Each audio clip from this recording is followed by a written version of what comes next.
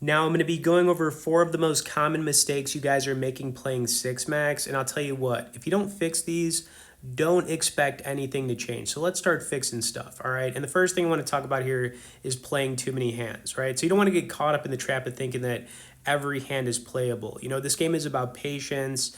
A lot of the time you just want to throw those trash 7-4 offsuits away before you see the flop, even if you're in late position trying to make a play on somebody. Tight is usually right pre-flop, you know, unless you have a read on somebody, but I'm not going to get into that. The next thing is really ignoring position. You know, position is power. Acting last gives you more info on your opponents. Stop playing like your seat doesn't matter, okay? If you don't know a lot about position, plenty of things you could find online about that. But early position, tight range, late position, more freedom. You can open up more, especially from like the button. The next thing is chasing every draw. Now I do this sometimes, but you know, hitting a straighter flush feels amazing, but calling with poor odds doesn't make sense, and that's kind of how you bleed chips. You need to learn pot odds and fold when the math isn't in your favor, okay? And then really the last thing is just letting your emotions take over. You know, tilt is something we all deal with. You know, you take a bad beat or you make a bad play and then you just blow up and you know, throw away the next 5 or 6 hands. What you need to do in these circumstances and situations is usually just take a break, breathe, and come back focused. Now, sometimes when I'm maybe tilting or just not playing my best, I'll take a little bit of a break. You know what I'm saying? Like, I'll take 3 or 4 hours away from it. Sometimes it'll take a full day. It just depends. But usually 3 or 4 hours is enough time for me to like reset, regroup, and refocus. Okay, and we got some good stuff in this one, so I want you guys to stick around to the end. Also, if you're not in our community yet, I don't know what you're doing. There's so much good stuff in there. Yeah, it's in the pinned comments, so, you know, make the move already, okay? All right, anyways, yeah, all right, so we're just going to be starting here. We're going to see some big hands kind of early here from a couple other players, but check this one out. So we got a 5-7-7 board. Player 6 against player 1. Player 6 kind of just went for it here. This is a pretty bad board too. I think player 1's going to go for it here. Let's see. Could be wrong, but I think he did. We had a 4-6. We actually had a up and down straight draw. Let's see if we would have got there on the turn. Player 1's thinking about this. Yeah, he's going to make the call. He's in. All right, he's got ace jack. Oh, we would have got it. Look at that. Oh, wow.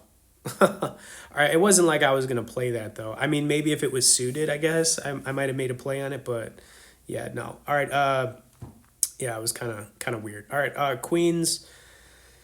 I think we're going to raise this one up to the 40 piece and kind of just go from there. Also, if you guys have any questions, comments, things like that, feel free to message me below and I'll get back to you. It might take me a day or two, but I will. I think player 6 is going to go for a min here, I'm pretty sure. No, he limped, okay. I really hate when people do the min raise. It's like one of those things that it's just so annoying, man. It's like, all right, so here we go. Yeah, player 1's going to do the min, and I'm going to kick it up to 40, which I think is reasonable. I probably could have gone up a little bit higher. We go with the 45 piece, the 50 piece, but I went for the 40 piece, okay. That's what I did here. And we will take it from there.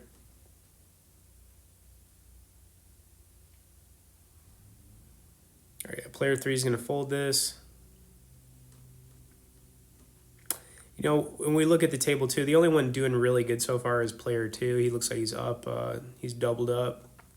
Good for him. All right, yeah, but anyways, the 40 piece. And I'm okay. If player 6 also wants to make this call, I'm totally fine with that. We can go 3 ways here. Player 1 wants to... Okay, so player 6 did make the call.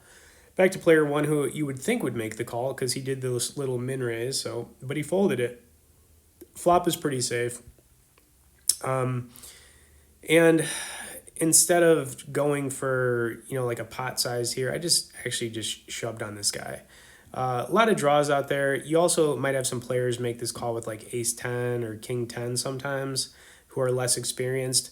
Whatever, we took it down, and I'm actually glad I made this play because check out this turn card was not going to be good for us. Check it out. Yeah, the ace popped up. That would have been a bad one for us. So the way I played it, I liked it. It worked. So, all All right, 10-4, going to be folding this. But yeah, that kind of just, you know, whatever. Surprise player one wasn't in there, though. Wish he would have actually made that call. But it is what it is. All right, 10-4 suited on the button. You might be thinking, yeah, I just folded it. I didn't want to play it. 10-4 suited. Yeah, it ain't going to do it. If it was like a 10-8 suited, I would have put in a button raise there, but not going to do it with that. It's just not a... Sometimes you just got to fold it, you know what I'm saying? When it's just... Yeah, you just got to fold sometimes. That's what I did. Anyways. All right, three-handed here. Folded the queen 9.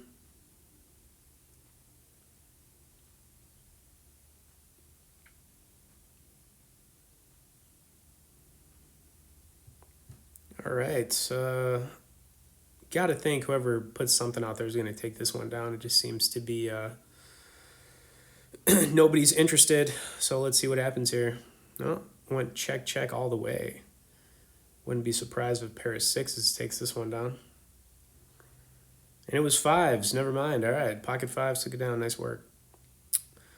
All right, 4-7. I actually thought about opening there, but you know, made a discipline lay down. No reason to do that. Now, if I was on the button, I would definitely have raised that up. But we were still a little bit early position. No reason to get involved there. All right, pocket 4s. Now I limped. I say this all the time. I think, you know, if you're first or second to act with these low pocket pairs like 2s, 3s, 4s, 5s, 6s, or even like low suited connectors, you might want to see flops with 4-5 or 5-6. I do limp a lot of the time, and I think it's totally reasonable. Anyways, we're going to make a call here, and the flop was no bueno. So, you know, going to definitely be in check fold here unless we get the 4 on the turn, which we did, and it was a 3. We were close, though. We were close. All right, so I'm going to let this go. Player 2 put out a real big sizing right there. So, you obviously had something strong, and we had nothing. So, we let it go. All right, nice hand, Jack 5. Kind of going back down to where we started, but it's all good, guys, because we are going to have a big one coming up. So, you know, definitely don't go anywhere. But yeah, Jack 5, off.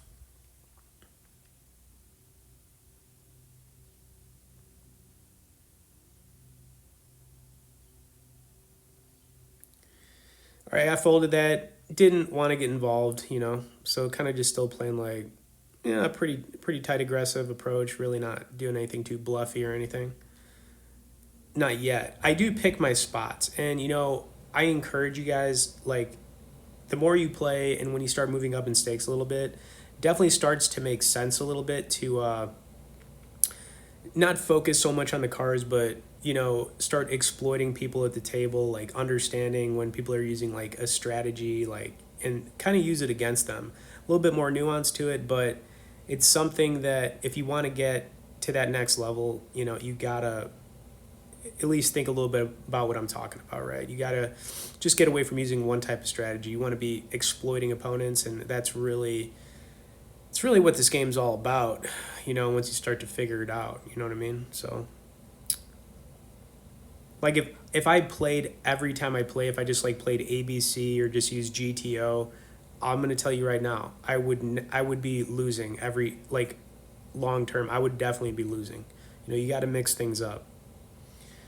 Which brings us to pocket 7s. Okay, we hopefully gonna hit a 7 here, right? So I think player 2 is gonna open this one.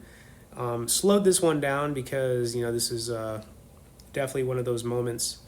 All right, player 2 raised it, did the min, which, like I said, the min is so annoying. Player 3 is, they're gonna raise it up here to the 40 piece. Maybe it was a 30 piece. Let's see.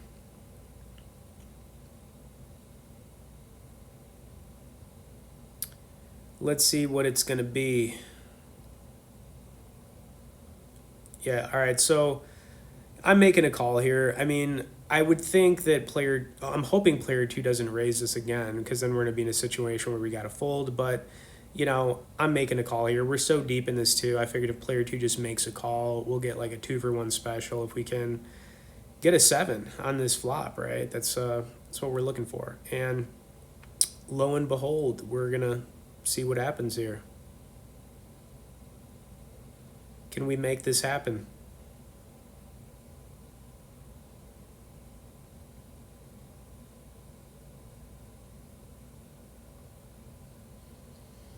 or player two taking quite a while to make this decision. It's really not that big of a deal, but he is going to make the call.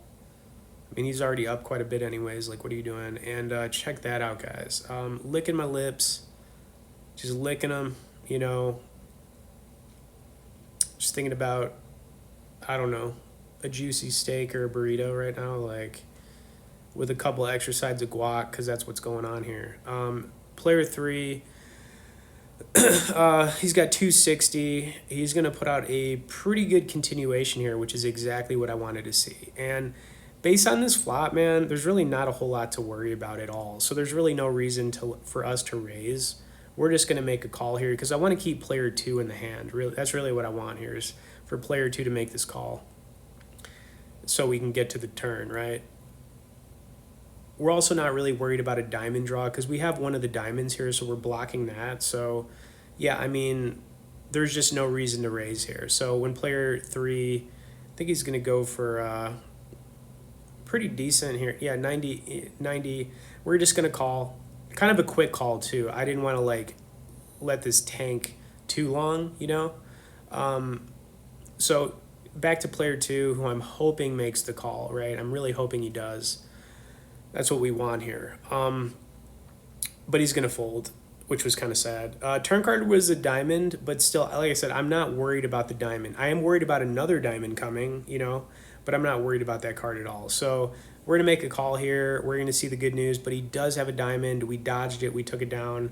Nicely done right there. Yeah, and that one, it worked out, right? I mean, would have been nice if player two was still in it, but obviously he didn't have anything strong enough. And that kind of just put us up a little bit to kind of start things out or off or whatever. But I do want to recap what I talked about in the beginning here, guys. Playing too many hands, you know, don't do it.